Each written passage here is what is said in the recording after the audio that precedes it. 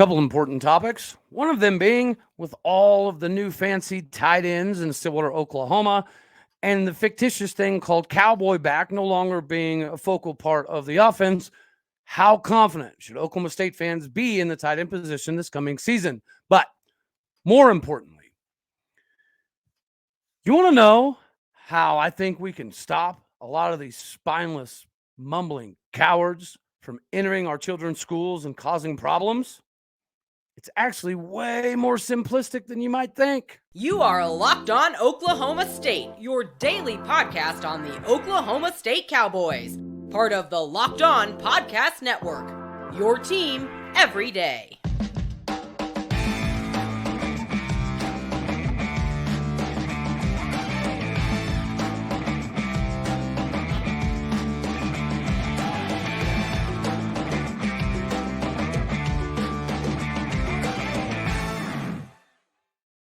Howdy, y'all, and hello, all. Welcome back to Locked On Oklahoma State, your daily stop for all things Cowboy and Cowgirl related. My name is Cody Stovall. I want to thank you kindly for stopping by to make this your first listen here on Locked On Oklahoma State. We're available on all of your podcasting platforms as well as YouTube. You can find me on Twitter at AllDayOState. Okay, so I'm not entirely done with all of my tight end breakdowns, but it's what people have been mostly asking for. So I figured I'd give a little piece of it at least here. But real quick, yes, sports show. Yes, Cody's going to stay in his own lane. But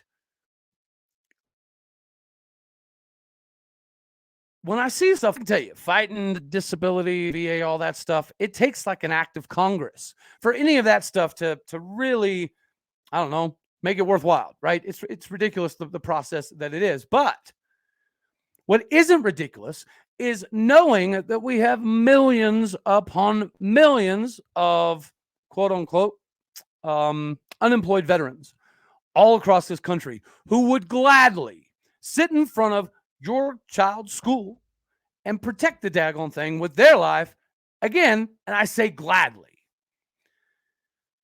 It is amazing to know that we can spend trillions of dollars on the most ridiculous stuff that has little to no bearing in our daily lives or our kids' lives or our kids' lives. Yet we take something like homeless veterans or disabled veterans or unemployed veterans, and we throw a lot of condolences, I guess you could say. We throw a lot of admiration. But I can tell you, whenever you go, I don't know, from feeling like you're doing something of value to fighting the same people who were partially responsible for your paychecks and your livelihood while you were doing that awesome thing, it's such a depressing thing to fight after you've already been fighting. So if you're accustomed to fighting, instead of getting bogged down in the fight to get your own money, to get your own insurance, to get your own X, Y, and Z, would you not rather take minimum wage to sit there and defend a school? I know the answer to that question is 100% unequivocally yes. So maybe this is, I don't know, not viewed as a novelty idea and something that's kicked around because, again, I know for 100% certainty that it would make life less stressful for everybody. Anyways, figured I'd just throw that out there. That's pretty heated today when you see stuff like this, man, because I know how unnecessary it is. But anywho, let's get into the tight end stuff, y'all. Okay. And if you noticed in the offseason, Oklahoma State did do a pretty good job of acquiring some tight ends, which is precisely what we needed. But we also saw that we didn't make any adjustments in coaching, which, you know, you're right to question. And here's my reservation with getting overly excited about the tight ends. Am I excited about the position? Yes. Do I think that it's going to help our offense leaps and bounds? Yes, I do. But not so much necessarily from the passing game. Well, why is that? I don't know. Maybe because we kept the same coach that we've had here since 2014, who's the same coach that was an offensive lineman, who coached offensive linemen. And then, ta-da, we brought him in to coach tight ends. So if you're hearing some of the reports that the tight end position isn't exactly exploding off the page, that's accurate. But at first, when you hear that, it's hard not to be disappointed. I get that. But if our quote-unquote tight ends coach has done nothing his entire life but O-line, O-line, O-line, O-line, and he's been at Oklahoma State since 2014 now to coach tight ends, and it hasn't worked because he's a pseudo offensive line coach. Is this tight end group going to be productive in the passing game? It's possible, right? I do think from an offensive standpoint, if you go back and look, again, some of the Blake Jarwins, some of the Brandon Pettigrews, we had a system in place that would allow us to use some tight ends, and he's bringing some of that back. So these guys are going to be an integral part in the passing game, we hope. But here's, again, why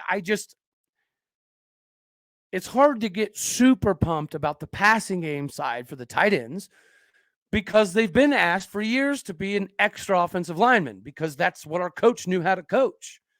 And now we've got these dudes who are used to playing tight end, both blocking and catching passes.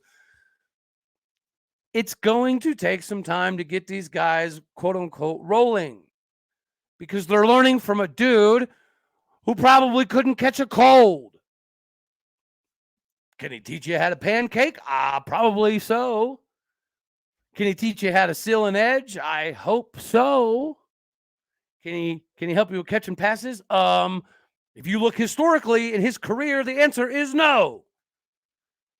So it's so hard to be insanely excited about the tight end's catching capabilities when they're being coached by the same dude who may or may not be able to catch a cold. So they're going to block pretty good, at least we hope. They're going to seal the edge. I definitely believe all of that. But the exploiting the seams, drag routes, crossing routes, things of that nature, I don't know if I should get too high on that hog, y'all. That's all I'm saying for now. But we do have a good surprise from the tight end room in the scrimmage that we hadn't had the opportunity to cover quite yet. But you guys do know that the entire time that we've been rocking and rolling here, I've always been a big fan of Built Bar. And if you've been rocking with the March Madness bracket for Built Bar, you're probably having a lot of fun with it. And that's all you can do with your bracket at this point in time, because everybody's brackets are all over the place. But, the bracket challenge is here. Go to builtmarchmadness.com to vote for all of your favorites.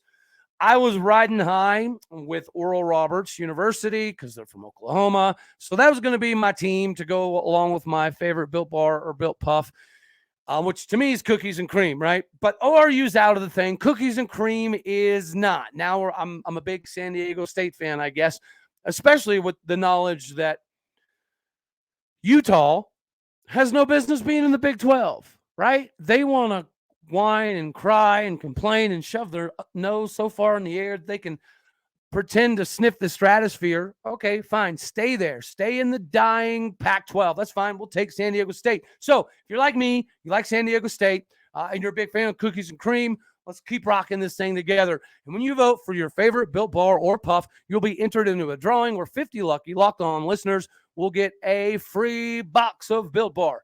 Not only that, but one Locked On fan will receive a full 12 months subscription to Built and have Built Bars or Puffs delivered straight to their doors. You got to try Built Bar because it is definitely the best protein bar ever, because it legitimately tastes like a candy bar. It tastes amazing, but it's good for you. It's a very tricky thing to experience, so you need to experience it for yourself. Now, I've already told you what makes Built Bar so good. Starters, it's realistically high in protein, low in sugar, covered in 100% real chocolate thing. That helps quite a bit as well. So do yourself a favor, run to builtmarchmadness.com right now and vote for your favorite Built Bar or Built Puff and pick up a box while you're there. You can vote every single day in March, so hop in and support your pick right about now. All right, y'all. So I'm not super high on what we have going at tight end because of Coach McEndoo is still there.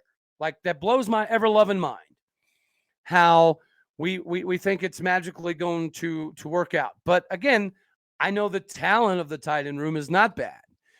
And realistically, if the catching side of things becomes a little bit of a hindrance, it's okay, right? Because we have a fail-safe option, and that is Blaine Green. Blaine Green probably has the best hands on the team. Blaine Green probably had the best hands on the team last season as well. But we all know he was out for the year. So last year, coming into the season, he was going to be that cowboy back tight end option, right? And then as the season kind of progressed, we knew his injuries were going to be too big of a problem, and he wasn't going to be able to fit that bill sufficiently because of all the injuries. That's completely understandable. So we go out and we get a bunch of tight ends. You've heard my little rant there. I don't understand how an offensive line coach that's been here forever and hasn't produced one single solitary tight end is going to magically convert these guys into, production machines for us. But if you watch the film on them, which we're going to do a full film style breakdown as well, there's a lot to be desired. And realistically, I thought Josiah Johnson was going to be somebody who could compete immediately. And he is. 6'5", 240 pounds tight end from UMass. Now, is UMass the bee's knees of football? No, they're not. But again, he's got the ability, he's got the capability, and the film, from what you can see, it lends itself to think that, his production is going to be fine. My question here is, honestly, is he going to be okay with the O-line side of things? Which is why, it's kind of hard to divulge what we're going to get out of tight end. It really is. But the kid, he did a lot at UMass, right? He was a preseason all-independent, second team tight end. He's had big games for them, played in 12 games, started 10 times, made 24 catches. And the talent, it's not the question, right? The question is he going to fit with what we're asking him to do? And without being in full pads, it's kind of hard to get a good feel. And we also have Quentin Stewart. Quentin Stewart is the tight end that was recruited to play tight end by Jason McEndoo. So we will see. He did catch a touchdown and won the latter half of the season this last year. So, there's a lot of promise there, right? 6'2", 260. Again, not ideal size for a tight end. But who might be an ideal size for tight end is Tabry Shetron, which is the brother of the other Shetron that we know is probably going to be massively beneficial this season, and that is Talon Shetron, his brother on the outside. Now, Tabry is 6'4", 240 pounds. He's more fit in that mold, and he actually played a lot of tight end at Edmond Santa Fe in Oklahoma, and he played true tight end position. You can see the athleticism, and he's kind of late to the game here. So we knew he was going to be a little bit of more of a developmental prospect. We're hoping that Josiah Johnson can step in immediately and be that guy. We brought in Ian Edenfield. He's another person that we think should be able to come in and battle right away. And at 6'5", darn near 280, he's more of the traditional tight end type of size that you're looking for. But again, the pass catching side of things coming out of these camps aren't necessarily the greatest unless you look at the scrimmage. And if you look at the scrimmage, somebody who really impressed there was Bryce Drummond. If that name sounds familiar, well, it might be because he's from Pawhuska, Oklahoma, right? That might be true. It also might be because his mother is the host of The Pioneer Woman on the Food Network. And, he was a quarterback at Pawhuska. Coach Matt Hennessy, he's a good one. I'm not just saying that because he's married to my cousin, all right? He's a really, really good coach. He was also the guy who created the Mason Fine product. Mason Fine went on to North Texas and had a, pun intended, fine career there. This was the guy who threw passes to another connection we have from Pawhuska in the wide receiver room, and Mason Gilkey. Mason Gilkey, 6'4" wide receiver out of Pawhuska. And this is the guy who helped lead him down the field. Now, he goes to North Texas and converts to linebacker, sees some action at linebacker. Then he comes back home to Stillwater, Oklahoma, And now he's playing tight end. So this is a lot of transition for this young man. And he looked really good in the scrimmage, right? He was the biggest surprise in the scrimmage, so much so that you're looking like, who is number 48, right? And then that's exactly what happened in the scrimmage. So going from the quarterback position, you know that the nuances of the game aren't going to be too much, right? You know the film study side of things, definitely not going to be too much. He understands responsibilities by individual players. He understands responsibilities on the field. So he can read a defense and understand what the responsibilities are for the safeties and the linebackers and the defensive ends at any given time. And then he's seen it from the defense perspective as well. So again, from a preparation standpoint, and somebody you know is going to work their tail off, this is a really good get. And he's not just surprising because of his journey to Oklahoma State. It's surprising because out of all the tight ends, out of all the people you could have talked about coming into this season, he was the only one you weren't going to talk about. Period. Well, this is very true. The most I've heard about him from just your casual fans is about the cooking show, legitimately speaking. And seeing all the production, I mean, the dude put up almost 9,000 yards when he was at Pahuska. He completed almost 1,000 passes. It was like 800, 900, somewhere around that range. And you cannot really replace the preparation side that he automatically brings to the game. And again, he was a three-star rated guy, and he was rated like the number 52 pro style quarterback. And he had offers from places like Purdue and Tulsa as well. So he could have played quarterback in college. When he went to North Texas, he made the transition that he thought was best for the team. Now he's coming to Stillwater, Oklahoma to, again, do the same thing. Could he have played a multitude of positions here? Yes, he could have. But this is where he realized that he could probably make the most immediate impact. And it appears as though he ain't wrong. Now, I do still have a lot of faith in Josiah Johnson. I still do think that Quentin Stewart, although he's a little undersized, he has a lot of the makings to potentially be a contributor. I'm very, very, very high on Tabry Shetron. I really honestly also know, though, we're not going to get a lot of legitimacy until all the pads are on and we can see what everybody can do in a live setting. It's just the way it is. It's the nature of the beast. So tune back in for the tight end video, but do not leave just yet, because if you notice over the weekend, we got some of America's action, right? Baseball is often referred to as America's game, which is why I rocked my red, white, and blue America. It's actually a baseball shirt. Because I did want to cover a little bit of that, because Baylor came to town. And they didn't leave, I don't know, very, very excited to say the least. But before we do that, we've already kind of talked about how important Built Bar has been for, I don't know, just my liking and getting acquainted with some of the products that you're putting out here. Well, another one that I've been very acquainted with recently, and I do love, even though my bracket is crazy, is FanDuel. It is America's #1 sports betting app. And right now, FanDuel is giving new customers a no-sweat first bet. It's up to $1,000 back in bonus bets if your first bet does not win. Just go to FanDuel.com/lockedon to sign up today and claim your no-sweat first bet. You can wager on literally everything from money lines, point spreads, who's going to score the next 3, who's going to cut down the net and win the whole daggone thing. You already know the FanDuel app is safe, secure, and super easy to use, so do not miss your shot at this no-sweat first bet. With up to $1,000 back in bonus bets if your first bet doesn't win when you go to FanDuel today. Just go to FanDuel.com/lockedon to sign up. Again, that is FanDuel.com/lockedon to sign up today. Make every moment matter more with FanDuel. All righty, y'all. So Baylor comes to town. And I've seen this in a couple sports. So I don't know if this is something that due to travel, like we're going to start making more of a thing.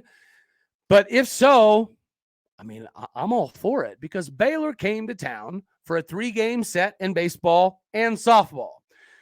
And as you're probably guessing by the buildup, it didn't go so well for Baylor, as Baylor left left Stillwater, Oklahoma with an 0-6 record. That's right. Both the baseball team swept Baylor and the softball team swept Baylor. If you've seen recently, D1 softball has your Oklahoma State Cowgirls as the number 1 team in the United States of America. I didn't say Oklahoma. I said Oklahoma State. It's the number 1 softball team in America. Is that an overarching way of saying, ha, ha, ha, we're better than OU? No, OU is still the toast of the town. They're still the king of the sport until we dethrone them. But it is nice to know that our softball team is getting love. We've been hovering around 2, 3, 4, 5 all year. Like we lost a couple games, dropped down to 5. So we've basically maintained that number 2 spot, especially after watching what OU did to UCLA, who previously held the number 2 spot. If you have not had the opportunity to check out this softball team play, I promise you're missing out. Like it's just the speed of the game is already a lot of fun, right? Everyone says the hard part about watching baseball is it's incredibly slow and yada, yada, yada, which, I mean, if you're not a big fan of baseball, I can get that idea. I can get the premise of the game's too slow to stay engaged with.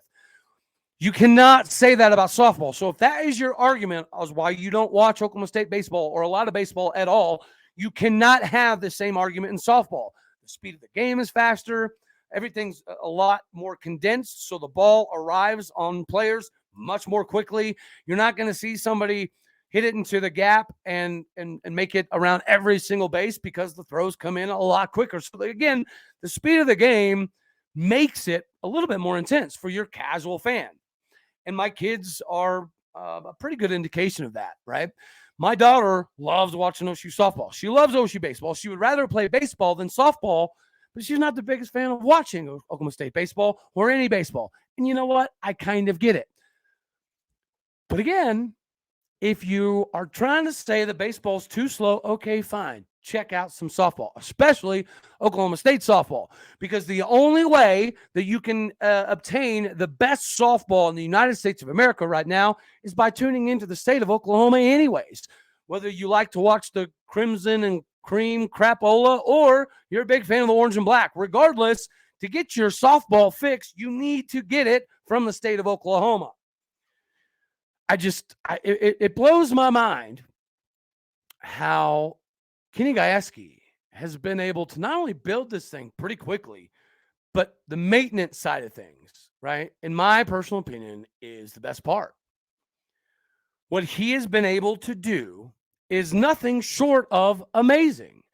And in baseball, okay, so baseball, we're about to crack into the top 15, and I think we might be finding our stride. Now, one of the things that we all knew coming into the season was our star transfer pitcher, Jerron Watts-Brown, was like the real deal, pegged as like the potential number 22 overall pick in the upcoming draft. And if that's the case, and if you look at the highlights, especially from this weekend, like you get it. You know why he is pegged that high. But he's been bouncing all around the lineup. Usually, he's your Friday guy. And if that's what he's going to be, that's what he needs to be. If he's the best pitcher on staff and possibly the best pitcher in the conference, then why are we still monkeying around with the days he plays? I get that, he's a warm weather guy, okay? I get it. We've heard it all before. But he's been in Oklahoma long enough now to get that crap out of his system. If he's going to be the guy, then he needs to just suck it up, Buttercup. This is the week you go on short rest and you just buckle down and decide, I'm going to go on short rest and I'm going to be the Friday guy. Because he pitched to Jim Sunday. He continues to put up phenomenal numbers, but he's not our main Friday ace. And he should be. If that's what he's going to be, that's what he needs to be. It's my only complaint with baseball. Everything else, we're cruising at the right times. It was very, very disappointing to see Texas Tech lose over the weekend. I think much like a lot of you all, I prefer the little rivalry we have going with Texas Tech. They did get us in baseball and took 2 games out of 3. So I'm really hoping for them for the rest of the way. Who I'm not rooting for is who we get next, thankfully, in the conference play, which is okay. And we have a nice little tune-up beforehand. because we have Dallas Baptist tomorrow. And for those of you who follow baseball, you will know that Dallas Baptist is not like, they're no slouch. I'll just put it that way. Dallas Baptist makes a very good living beating the big boys, the Oklahoma States and the TCUs and the Texases of the world. They do it on a yearly basis.